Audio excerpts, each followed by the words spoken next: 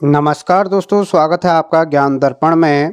तो चलिए आज की जो हमारी श्रृंखला है वो है नदी तंत्र संबंधित प्रश्नों से। तो ज़रूर अपना मूल्यांकन कीजिएगा। ये सभी प्रश्न पूर्व परीक्षाओं में पूछे जा चुके हैं। तो आसान प्रश्न है, तो एक बार जल्दी जल्दी अपना मूल्यांकन कीजिएगा। पहला प्रश्न आपकी स्क्रीन पर है।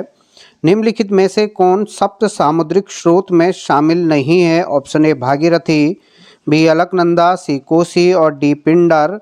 तो दोस्तों इसका सही आंसर होगा ऑप्शन सी कोसी। ये ध्यान दीजिएगा, इसकी भी डिटेल वीडियो हम आगे बात करेंगे। अगला क्वेश्चन है, किस स्थान पर भागीरथी नदी को गंगा के नाम से जाना जाता है? आसान है। ऑप्शन ए विष्णुप्रयाग, देवप्रयाग, कर्णप्रयाग या रुद्रप्रयाग। तो सही उत्तर होगा देवप्रयाग। अगला क्वेश्चन है, भागीरथी नदी कहाँ से निकलती है? Option A Gomukh, B Gangotri, C Tapovan और डी दिया गया है विष्णुप्रयाग। तो दोस्तों इसका सही उत्तर क्या होगा? इस प्रकार के ऑप्शन बने हुए हैं पीसीएस प्री 2007 और उसके बाद भी ये प्रश्न बना है। तो देखिए गंगोत्री ग्लेशियर के गोमुख नामक स्थान से निकलती है, तो सही उत्तर हो जाएगा इसका गोमुख। इस प्रकार के प्रश्न भी आपको कंफ्यूज करेंगे। अगला है, खतलिंग हिमनद उद्गम स्थान है। ऑप्शन ए जमकपुर नदी का, बी भिलंगना नदी का, सी पिलंग नदी का और डी बालगंगा नदी का। तो सही उत्तर इसका होगा ऑप्शन बी भिलंगना नदी का।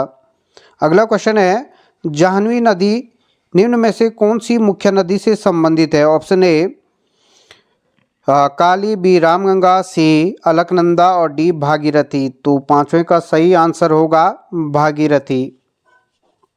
आगे देखिए क्वेश्चन नंबर 6, जागेश्वर धाम किस नदी के किनारे स्थित है? ऑप्शन ए रामगंगा, बी काली गंगा, सी गौरी गंगा और डी जटागंगा। तो 6 का सही उत्तर क्या होगा? जटागंगा नदी के किनारे या जाड़ गंगा भी कहा जाता है इसे। अगला है क्वेश्चन नंबर 7, मंदाकिनी नदी किस जल प्रवाह से संबंधित है? Option A Alaknanda, B Bhagirathi, C Yamuna और डी धौलीगंगा। तो 7वें का जो सही उत्तर होगा दोस्तों वो होगा ऑप्शन ए अलकनंदा। मंदाकिनी और अलकनंदा का संगम रुद्रप्रयाग में होता है। कमेंट करना है कि उद्गम स्थल से रुद्रप्रयाग तक मंदाकिनी की लंबाई कितनी है, ये आपको बताना है। अगर नहीं आता तो एक बार देख जरूर लीजिए, तभी याद होगा।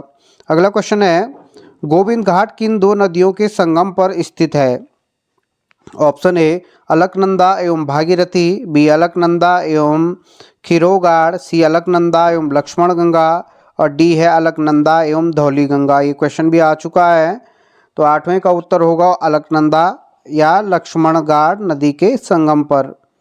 आगे देखिए, गलत युग्म का चयन करना। आपको गलत युग्म दिए गए हैं। राजकीय पर्यवेक्षक 2017 में पूछा गया प्रश्न है। प्रश्न दिया गया है विष्णुप्रयाग अलकनंदा मंदाकिनी का संगम, आपको इस संगम बताने हैं। तो इसमें जो गलत है वो दिया गया आपका ऑप्शन ए विष्णुप्रयाग। अलकनंदा और विष्णुगंगा का संगम होता है विष्णुप्रयाग, जो कि कहाँ पे है? चमोली में। अगला क्वेश्चन है, भागीरथी भारतीय इतिहास में अलकनंदा का दूसरा नाम क्या है? ऑप्शन ए हिरण्यवर्तनी, भिलंगना, बाणगंगा या उपरोक्त में से कोई नहीं। तो इसका सही उत्तर क्या होगा? हिरण्यवर्तनी। ये पुराणों में कहा गया है। अगला है, जून 2013 में केदारनाथ की आपदा जिस नदी का जलागम क्षेत्र भीषण वर्षा के कारण हुई वह नदी थी? ऑप्शन ए अलकनंदा, भागीरथी, यमुना या मंदाकिनी। तो सभी को उत्तर होगा 16 जून की बात है, मंदाकिनी नदी, जो कि कहाँ है? रुद्रप्रयाग। अगला क्वेश्चन है, कौन सी नदी केदारनाथ से रुद्रप्रयाग तक बहती है? तो इसका भी उत्तर आपका क्या होगा? मंदाकिनी नदी। अगला क्वेश्चन है, रुद्रप्रयाग में अलकनंदा का संगम होता है। तो रुद्रप्रयाग में अलकनंदा का संगम किससे होता है? मंदाकिनी से। अगला क्वेश्चन है क्वेश्चन नंबर 14, भागीरथी नदी अलकनंदा से कहाँ पर मिलती है? तो भागीरथी नदी अलकनंदा से मिलती है दोस्तों देवप्रयाग नामक स्थान पर। और उद्गम स्थल से देवप्रयाग तक जो भागीरथी की लंबाई है वो 205 किलोमीटर है, ये आपको ध्यान देना है। आगे देखिए, उत्तराखंड की कौन सी नदी कोसी की सहायक नदी है? ऑप्शन ए सुमालीगाड़, बी रामगंगा, सी शारदा और डी उपरोक्त में से कोई नहीं। तो 15 का सही उत्तर क्या होगा? Option number A Sumaligad. आगे देखिए क्वेश्चन नंबर 16, यमुना की सबसे बड़ी सहायक नदी कौन सी है? तो इस प्रकार से भी आपके प्रश्न बनते हैं। Option A Tons, B Rishiganga, Hanumanganga, Krishnagad. तो 16 का सही उत्तर क्या होगा? Option A Tons. आगे देखिए क्वेश्चन नंबर 17, शारदा नदी का उद्गम स्थल क्या है? क्वेश्चन आए हुए हैं पूर्व परीक्षाओं में। Option A Pindari, B Kafni, C Milam या डी इनमें से कोई नहीं। तो देखिए जिस प्रकार से ऑप्शन दिए गए तो इसका सही उत्तर होगा मिलम ग्लेशियर, जो कि पिथौरागढ़ में है। लेकिन उत्तराखंड की पुस्तकों में जो वास्तविक अगर हम लोग बात करें तो काली नदी का उद्गम लिपुलेख दर्रे से होता है। ये काला पानी नामक स्थान के लिपुलेख दर्रे से होता है, लेकिन एनसीईआरटी की पुस्तकों में मिलम ग्लेशियर दिया रहता है। तो ये ध्यान देना, इस प्रकार के क्वेश्चन अगर बनते हैं तो इस पर मिलम कीजिएगा। लेकिन सिंपल जो उत्तराखंड की पुस्तक है और जो वास्तविकता भी है वो आपका लिपुलेख दर्रे के काला पानी नामक स्थान।